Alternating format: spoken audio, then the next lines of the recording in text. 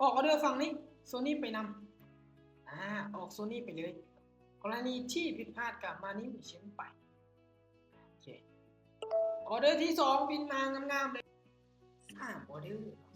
กับพวกเกิดในไอ้นี่เนาะพัด2กับมาบินพัด1กับมาบินอาเทียนไปกันต่อได้ไปกันต่อนี่เราจะได้ไปกันต่อไปอยู่ที่13ไป13แล้วเขาจะเด้งกับอะไรไม่ค่อยไป13เหรียญเนี่ยแล้วนี่ขายลงมาเลยทุกคนขายเนาะเพราะว่าโซนี่นี่มันใหญ่เบิ่งจากโซนอดีตเนาะเบิ่งจากโซนอดีตของมันได้โซนี่ค่อนข้างว่ามันเป็นออเดอร์นึงเนาะที่มันจะอยู่ทุกคนก็สามารถตามได้ส่วนได้ปกติว่ามันอยู่ในราคา4 เป็นราคาที่ว่าเป็นในรูปของเป็นราคาในรูปที่เป็นนั่นโซนี่จะโบสวิงสวิงไปอีก2 1โอเคกินงามเรากินงามเรากินงามเลยกำไรอยู่โลกเกือบเข้าส่งเลยเกือบเข้าส่งมันก็ว่าจะเข้าพันเหรียญได้ก็จาก810เหรียญก็ว่าจะเข้าพันเหรียญไป40เลย45ไปเลยเย้ได้นี่ขายเลยมันขึ้นบกไก่กรอบที่มันเคยกดให้จังโอ้ย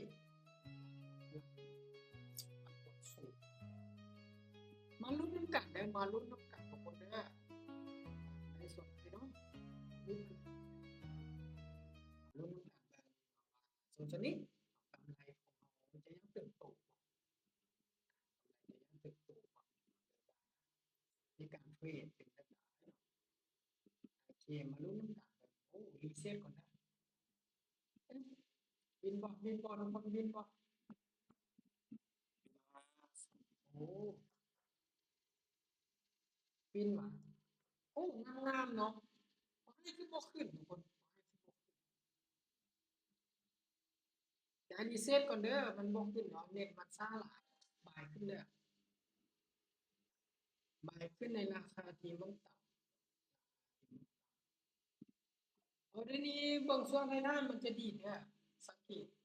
เบิ่งพฤติกรรมตลาดเนี่ยเรามันต่ำเส้นสีส้มนี่แล้วเดี๋ยวกันยังมาไก่ไม่หนึ่ง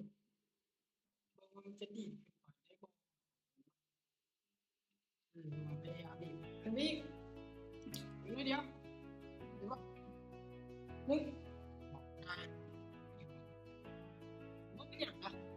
เขาไปกันต่ออยู่28เหรียญนะไอ้ที่28เหรียญนี่มันเติบโตสู่1,000เหรียญจาก110เหรียญ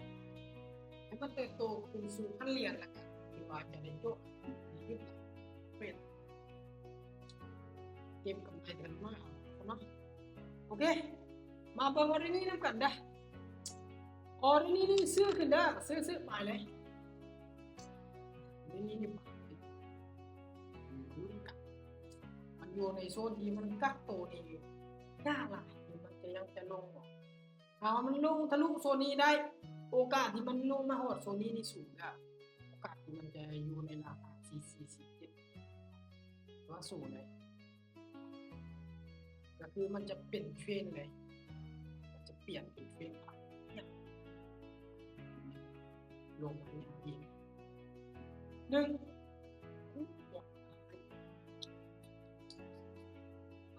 ติดกับราคาสนี้มันดีขึ้นไปเนาะเดี๋ยวไปต่อได้ไปอีกออเดอร์นึงให้มันฮอดสัก100เหรียญ1,000เหรียญให้มันฮอด1,000เหรียญขึ้นเลยไปลงมันขึ้นเลย60นะโอเคเดี๋ยวนี้ให้จะซื้อขึ้นเด้อโอ้ยเกือบเกือบเดี๋ยวนี้ได้กดซื้อหนึ่งคนส่วนได้คนส่วนได้เดี๋ยวนี้จะเป็นเทรนได้ส่วนได้เลยคนใดวิเคราะห์ตรงกับคือตามวิเคราะห์ส่วน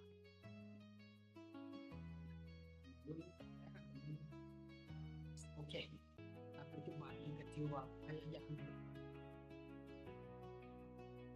นะโอเคงามๆเลยเด้องามๆเลย1,000 เหรียญสู่ผลการลงทุนเป๊ะจากงบ800กับ10 ดอกสู่ผลการลงทุนอยู่ที่ 1,007 เหรียญกำไรอยู่ที่100กับ93 เหรียญ93ถือว่ามีกำไร193ก็ถือว่าสุดยอดละคนนี้สำหรับคนใดเนาะที่มีกำไรเติบโตเนาะสามารถจะพิมพ์ลงได้ว่าในการออกเรื่องของมันจะอยู่สำนี้นะจะได้ยึดกันสำนี้แล้วแหละโอ้ยสุดยอดบวก80โอ้สุดยอดอีหลีเนาะมื้อนี้ได้บทเรียนโคตรหลายเลยโอ้ดีหลายนะ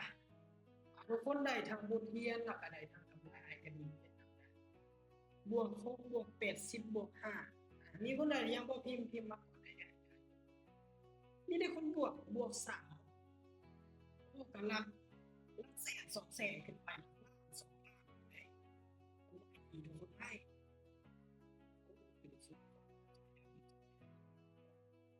โอเคเนาะว่าแต่ละคนก็ไปเน้นที่บทเรียนอย่างอธิบายไปในจุดเข้าวิธีการใช้เทคนิคบ่